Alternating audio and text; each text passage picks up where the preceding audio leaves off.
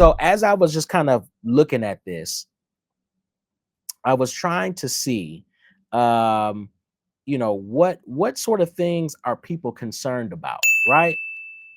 And I looked up some questions in regards to marriage and relationships. And one thing that was said was this, a question that was posed. How do we deal with unmet expectations in marriage?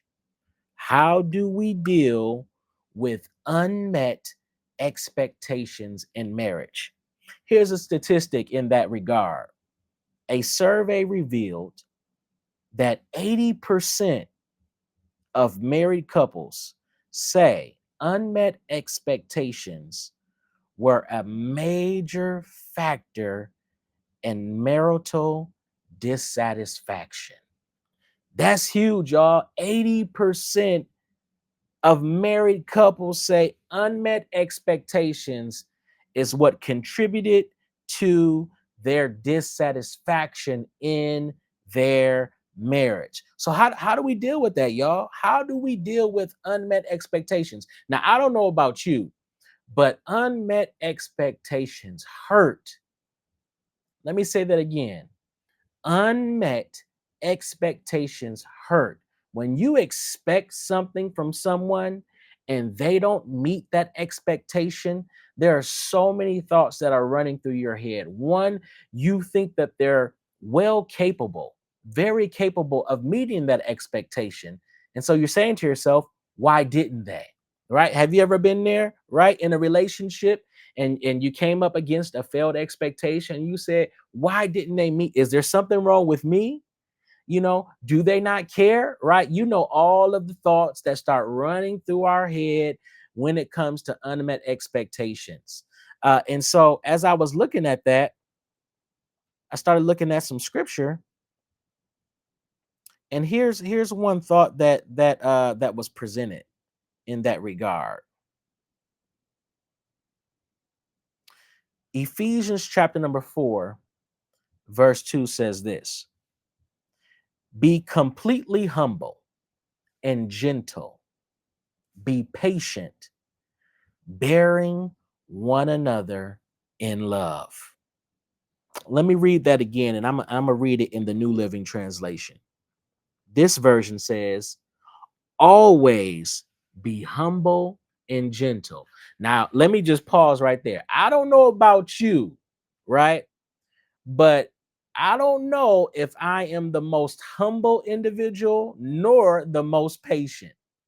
But the scripture exhorts to us always be humble and gentle, be patient with each other, making allowance for each other's faults because of your love. Hey, family, have you heard about Bible with the Battles Plus? That is our exclusive digital faith community. We are sharing exclusive devotionals, teachings, prayer calls, and so much more. Hey, check this out.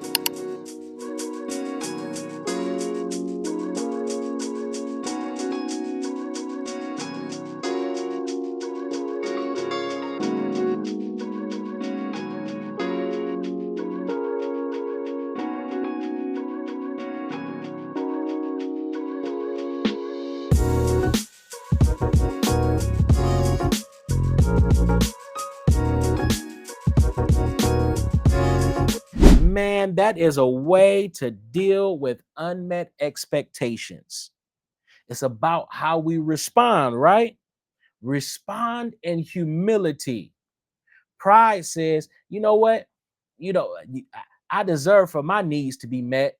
I deserve you to meet my expectation, right? I deserve. I said I about 5 times, right? But scripture encourage us to be in the inverse of that, right? Be humble and what? Be gentle. How do you be gentle? That means, for me, being gentle is like when you're holding a baby, right? You don't hold a baby and grab it any sort of way. You don't handle it any sort of way, but you are very what? Cautious. How many of us are cautious with the feelings of our spouse? How many of us are cautious with the feelings with the one in which we're dating, engaged to, so on and so forth, right? Always be humble and gentle. And then what?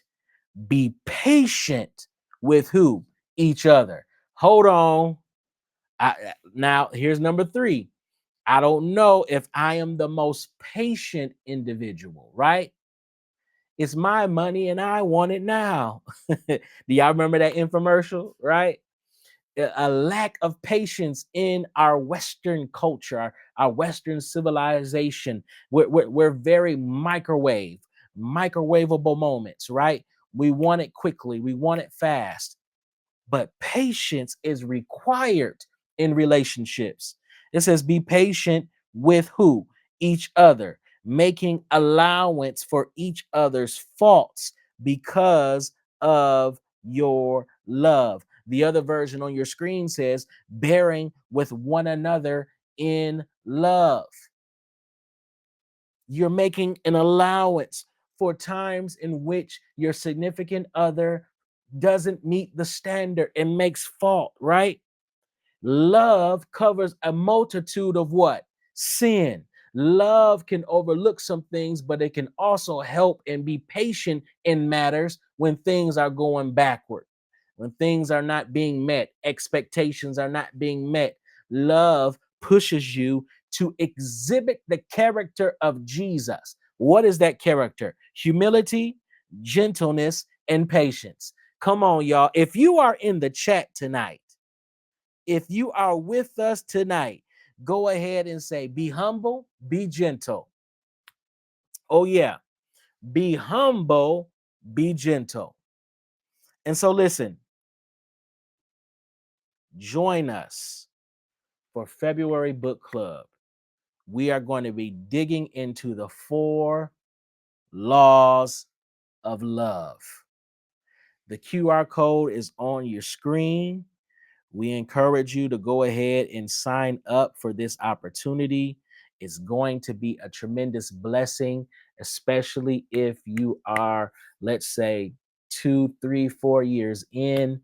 I could tell you some stories, and this is why we're not going to be live streaming this. This is going to be in an exclusive format virtually for those that secure their seats, because there's some transparency and some vulnerability that we want to be able to provide. There is no growth. There is no development where there is no transparency and vulnerability. Let me say that again. There is no growth. There is no development where there is no transparency or vulnerability. That is needed in a discipleship format in order for you to go to the next level. And so this is Dr. DeMarcus Battle. We want you to scan that QR code. We want you to look at the show notes. There is a link for you to sign up for this event. I'm going to be inviting some specific folks to come on in to be a part of this. I'm telling you, it is going to be amazing. Join Bible with the Battles Plus for our February book club as we review and unpack the 4 laws of love.